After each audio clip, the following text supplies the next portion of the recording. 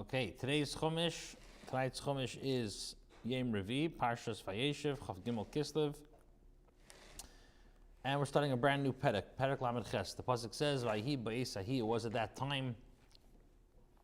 Vayered Yehuda me'es achiv. Yehuda, he was demoted by his brothers. Vayet ad ish adulami ushmoi chida, and he turned to this lady Adulami, or I should say this Adulami man named Chila. Now, Rashi says, Vayehi ba'esahi. At that time, what does Rashi mean? Or what does the pasuk mean?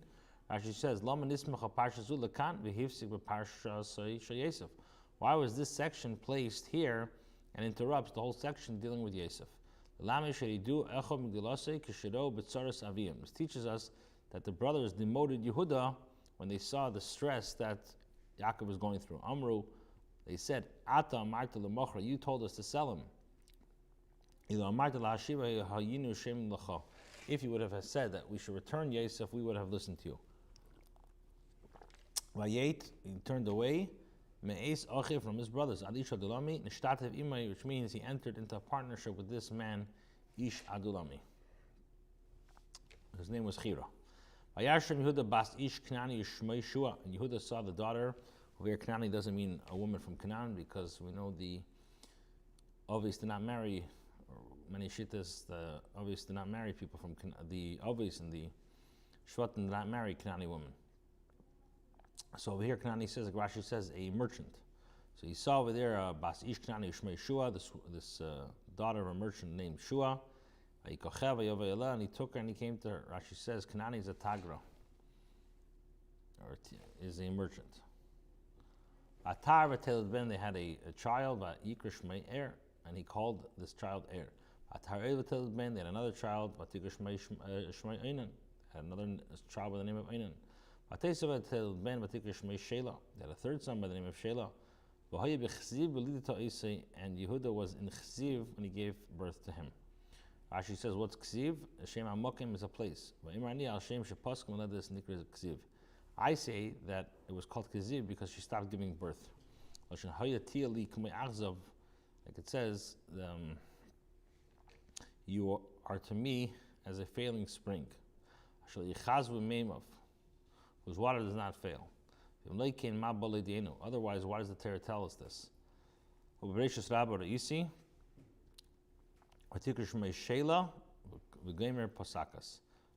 There it says, then she named him Shela, she stopped bearing. Yehuda took a wife for Er, his firstborn named Tamar. Now Er, Yehuda's firstborn, was evil in the eyes of Hashem.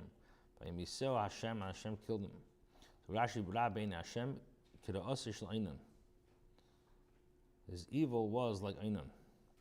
Mashchiz Zare, he would waste Zara, seed, semen. Shenemar ba'Einan v'yamas gam Isai, as it says in Einan that he also died. They had the same death.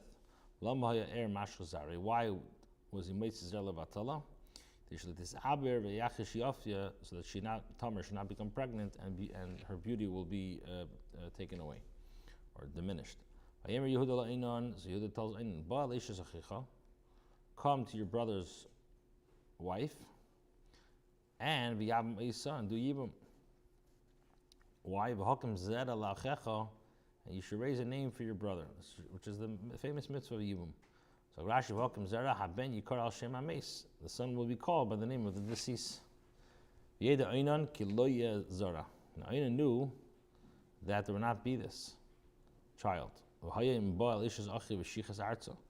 So when it came to his brother's wife, he wasted the seed on the ground, the vilti nisan nazar achiv, in order not to give seed to his brothers. Agrashi v'shichas arza dash mipnim v'zer merachutz. He practiced.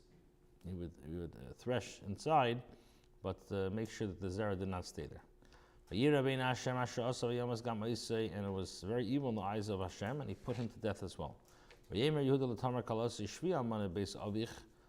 said to his daughter-in-law, Tamar, remain as a widow in your father's house, until my son Shela grows up.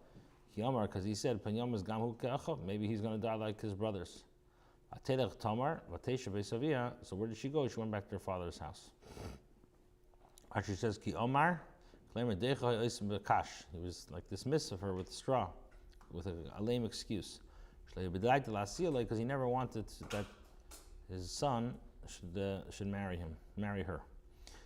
Why? Because Rashi says, this is a woman whose husband is presumably, they die young, so he didn't want his third son to die.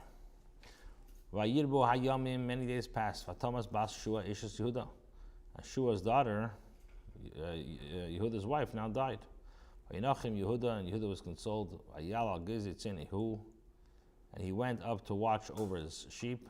He and Chiri, his Adulumasi friend to Timnah.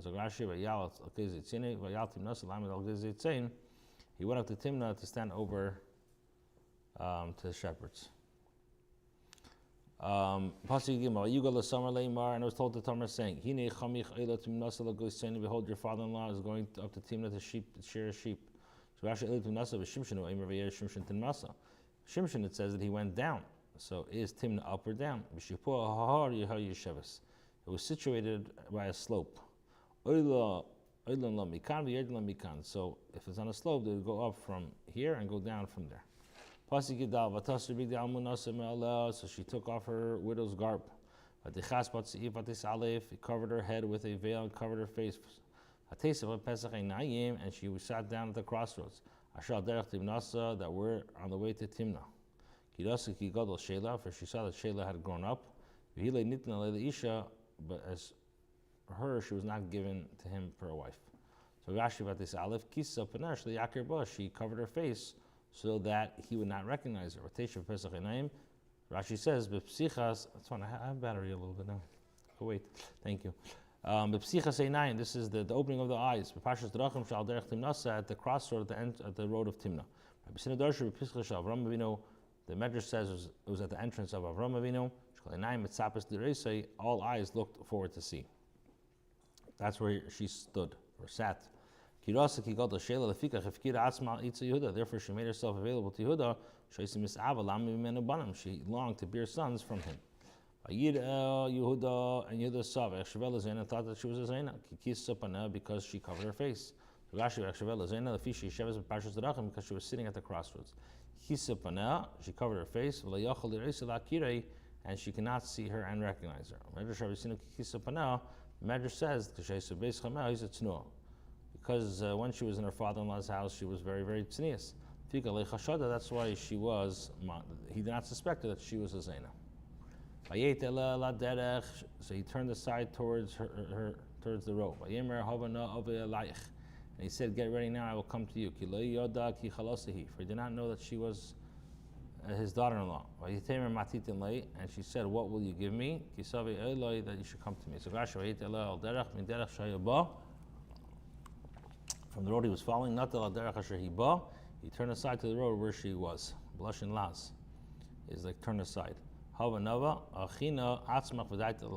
yourself and your mind for this. Every expression hava signifies preparation,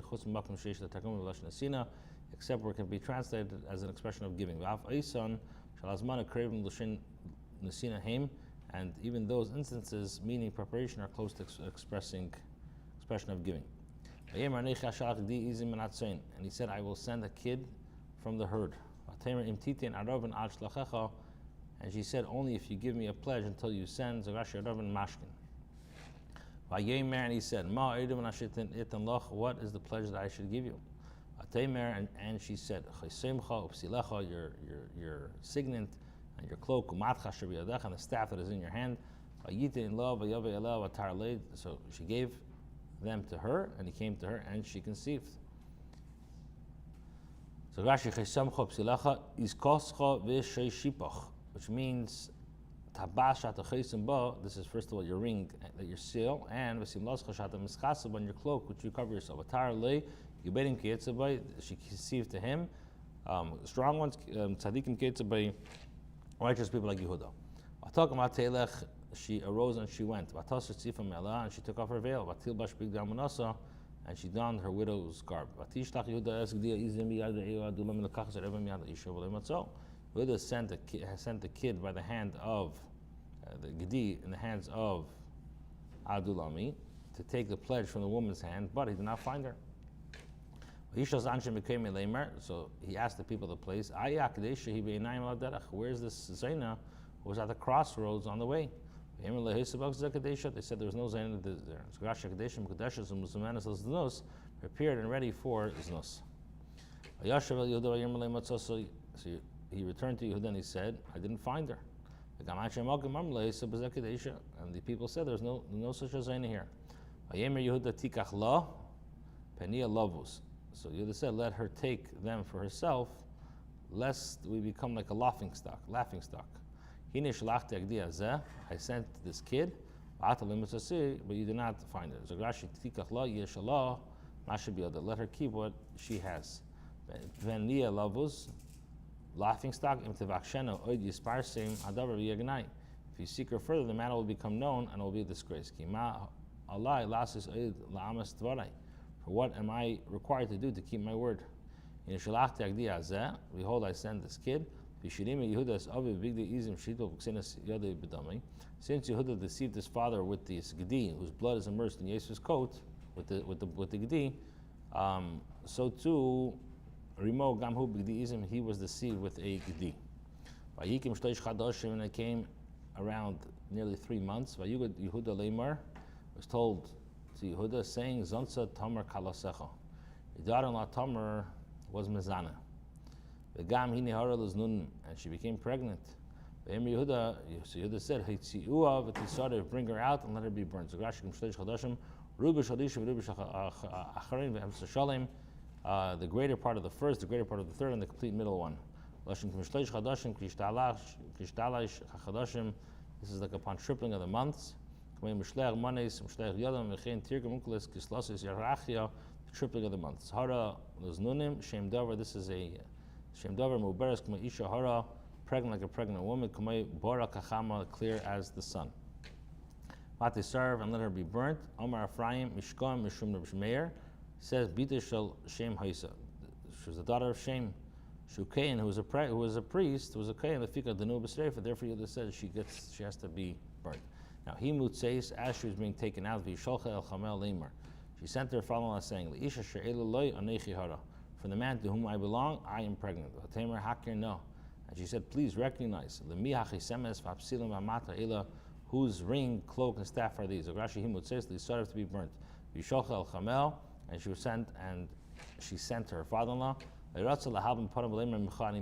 famous thing, she did not want to embarrass him and say, from you I became pregnant. But from the man to whom these belonged. So she said, if he confesses, let him confess by himself. And if not, Yusurfuni, I'll be burned. I don't want to embarrass him. From here, Chazal say, it's better for a person to jump into a fiery furnace and not to embarrass a fellow in public. It's an expression of bakosha. Please recognize your creator, and do not destroy 3 souls. Yehuda recognized them, and he said, she is right. Is for me, because I did not give her my son Shelah. But he no longer continued to be intimate with her. So Rashi Tzadka bidvara in what she said. Mimena hi meuberes. She's pregnant. Rabbi Sinu Darshi Shatza Baskel v'amram mimeni u'mi'iti yatza hadvarim. Baskel came out and said, from within me, these matters came out. Because she was very modest in her father-in-law's house. I decree that kings should be descended from her. And from the tribe of Yehuda, I already decreed to raise up kings in Yisrael. For she did this justifiably. Because I did not give her to my son Shelah. Some say he did not continue. Didn't stop. We find this by Edel Lamedad, did not continue, which is did not cease. And it came to pass at the time that she gave birth. She had twins in her womb. Rivka, it says, and her days to give birth were completed. The Halam Leim Chasenim here was only 7 months. Over there it says Ta'yamim. It's written here. It's full spelled, and there it's without. It's not spelled Ta'yamim full, because one was a Rosh and one was a tzaddik. But over here, both were tzaddikim. Vayitin Yad. It came to pass when she gave birth. Vatikach Mialedes. That he took the mialedes, it came to pass when she gave birth that the infant stretched out his hand, and the midwife took out this crimson wool, and saying this one came out first. One of them stretched out his hand to the outside, and after the midwife, bound the crimson thread, it drew back. And it came about, as he drew back his hand, his brother came out. And she said, with what strength you have strengthened yourself. And Yehuda named him Peretz. With the strength you have strengthened yourself. Last pasuk. Afterwards his brother came out, the one upon whose hand was with the crimson thread. And he named him Zarach.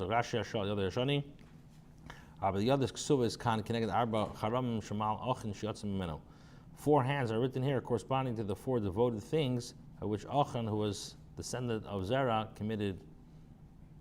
Some say these correspond to the 4 things that he took.